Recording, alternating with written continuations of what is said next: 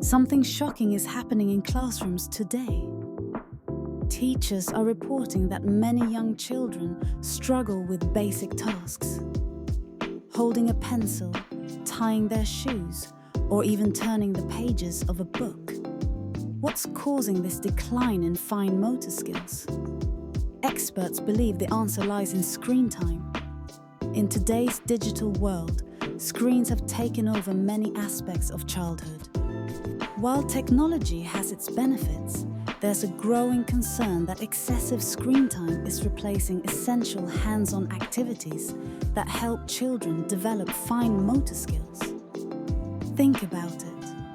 When kids spend hours swiping on tablets instead of drawing, building, or playing outside, they miss out on key movements that strengthen their fingers, improve coordination, and build patience.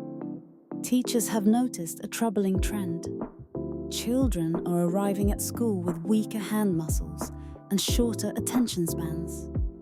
Some can't even hold a pencil properly, let alone write their names. So, what can we do to fix this? Experts suggest bringing back hands-on activities into kids' daily routines.